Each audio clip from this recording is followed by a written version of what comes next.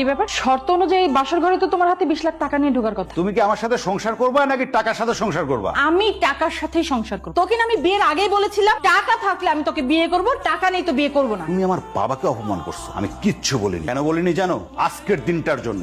লুঙ্গি shirt পরি এই জন্য তুমি আমাকে অপমান করো, তাই না? আমারে খ্যাত বলো। আরে তুমি যে ছেলের সাথে প্রেম করো সেই ছেলের দিনের মধ্যে 100 বার আমি কিনতে পারি। সেই টাকা আমার কাছে আছে। এই নাও, কত টাকা লাগবে তোমার? টাকা ব্যাগের মধ্যে সব আছে, হিসাব করে গুনে দেখো। তুমি আমার বাবাকে অপমান করছিলা না? সেই প্রতিশোধ নেওয়ার জন্যই আজ তোমাকে আমি বিয়ে করেছি। আমি তোমাকে 2-1 দিনের মধ্যে ডিভোর্সের পেপার পাঠিয়ে দেবো। আরে ছাগল, তোকে বিয়ে করেছি কি তোর সাথে সংসার করার জন্য? আমি বিয়ে করেছি তোর টাকার জন্য। আমার টাকা হলেই চলবে, আমার সংসারের প্রয়োজন। এইবার জমবে আমার টাকার সংসার। আপনার মেয়ে বিয়ের আগে আমাকে কিছু শর্ত দিয়েছিল, আমি সমস্ত শর্ত পূরণ করেছি। এখন আপনি আপনার মেয়েকে নিয়ে যেতে পারেন। আচ্ছা, আপনার মেয়ে তো বিয়েতে রাজি ছিল না, তাই না? হ্যাঁ। তাহলে ভাবুন তো কেন হুট করে এই বিয়েতে সে রাজি হলো?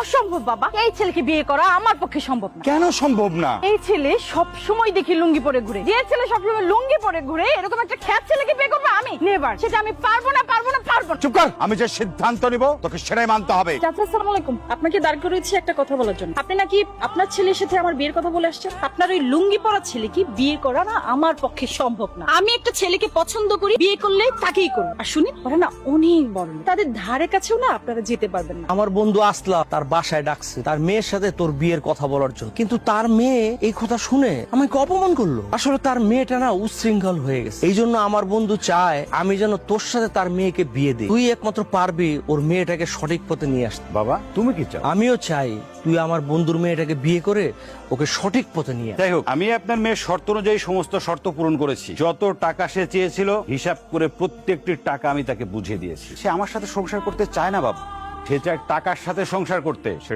টাকার সংসার চায়, থাকুক সে টাকার সংসার নিয়ে। আমি আর এগুলোর মধ্যে নাই। তুমি আমাকে হাত তুললে? হ্যাঁ, তুললাম। আমি ভেবেছিলাম তুই নিজেই বিয়েতে রাজি হয়েছিস, কিন্তু তুই যে শর্ত দিয়ে টাকার জন্য বিয়েতে রাজি হয়েছিস এটা আমি কোনোদিন ভাবিনি। আমি ওই ছেলের সাথে সংসার তো করবোই না। আমি এই বাড়িতেও থাকবো না। আমি এই বাড়ি থেকে এক্ষুনি চলে যাবো। বেরিয়ে যা, তুই এই মুহূর্তে এখান থেকে চলে যাবি। এই লোভী একদিন তোকে ধ্বংস করে দেবে।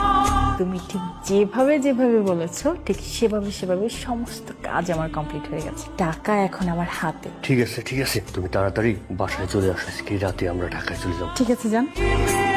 ছোট মানুষ তো না বুঝে ভুল করে ফেলাইছে। শুন দোস্ত, জীবনে শিক্ষা হওয়া দরকার আছে, তাহলে বুঝতে পারবে বাস্তবতা কি জিনিস, জীবন কি জিনিস। আমার তুই মাফ করে দিস দোস্ত।